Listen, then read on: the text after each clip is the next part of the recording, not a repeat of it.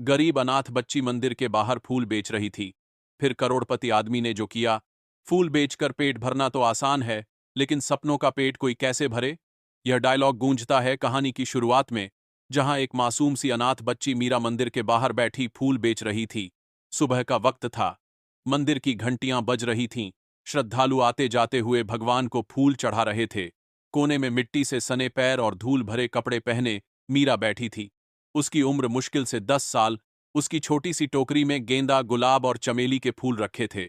वह हर आने वाले भक्त से कहती, बाबूजी, फूल ले लीजिए। मांझी, भगवान को चढ़ा दीजिए। लेकिन ज्यादातर लोग उसे नजरअंदाज कर देते। कुछ लोग ताना भी मारते, अरे हट, छोटे बच्चों को भीख मंगवाने भेज देते हैं, कामचोर। मीरा की आंखों में आंसू आ जाते, लेकिन वह मुस्कुराते हुए फिर से आवाजा लगाती। मीरा के माता पिता का देहांत एक सड़क दुर्घटना में हो गया था। छोटी सी उम्र में ही उसने अनाथ होने का दर्द झेला।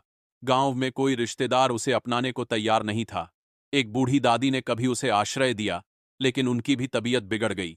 अब मीरा रोज सुबह मंदिर के बाहर फूल बेचती और जो कुछ पैसे मिलते उनसे अपना और दादी का पेट भरती।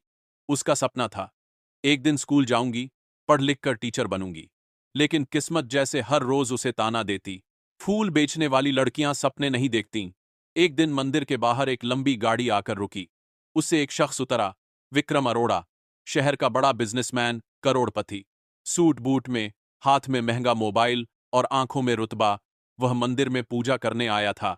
मीरा ने टिमिड आवाज़ में कहा, साहब, फूल ले लो।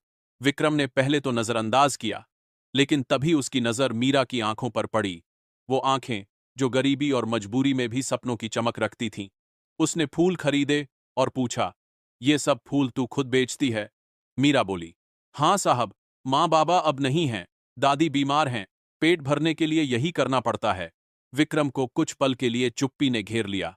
कभी उसने खुद भी गरीबी देखी थी। उसके पिता एक छोटा दुकानदार थे, लेकिन मेहनत से उसने करोड़ों का बिजनेस खड़ा किया। उसने मीरा से पूछा, पढ़ाई क्यों नहीं करती? मीरा ने मासूमियत से कहा, स्कूल जाने के लिए फीस चाहिए साहब, किताबें चाहिए, पर मेरे पास तो फूल ही हैं। यह सुनकर विक्रम के दिल में कुछ टूट सा गया। पूजा करने के बाद वह वापस अपनी गाड़ी में बैठने ही वाला था कि रुक गया। उसने अपनी कार ड्राइवर से कहा, फूल खरीदने आए थे, लेकिन आज इंसानियत खरीदनी है। वह वापस गया और मीरा की पूरी टोकरी खरीद ली। मीरा खुश होकर बोली, साहब, भगवान आपको खुश रखे। लेकिन विक्रम यहीं नहीं रुका। विक्रम उसी शाम मीरा के घर पहुंचा। टूटी फूटी झोपड़ी, जहां दादी खाट पर बीमार पड़ी थीं। उसने दादी से कहा, माई, अब मीरा फूल नहीं बेचेगी। अब यह स्कूल जाएगी, पढ़ेगी और अपने सपनों को पूरा करेगी। दादी की आंखों से आंसू बह निकले। मीरा हकबक्का गई। साहब, आप मेरे लिए इतना क्यों कर रहे हो? विक्रम मुस्कुराया, क्योंकि मैंने भी कभी फूल बेचे थे और कोई था जिसने मेरा हाथ थामा था। आज मेरी बारी है। अगले दिन ही विक्रम ने मीरा का दाखिला शहर के बड़े स्कूल में कराया। नई ड्रेस, नए जूते, बैग और किताबें। मीरा की आंखें सपनों से भर गईं। पहली बार जब वह क्लासरूम में बैठी तो उसे लगा जैसे दुनिया बदल गई हो। अब हर सुबह वह मंदिर के बाहर फूल नहीं बेचती, बल्कि स्कूल जाती। जल्द ही यह खबर अखबारों और टीवी में छपी, करोड़पति ने फूल बेचने वाली अनाथ बच्ची को दिया नया जीवन। लोग विक्रम की तारीफ करने लगे, पर विक्रम हमेशा यही कहता, मैंने कुछ नहीं किया, असली काम मीरा ने किया है।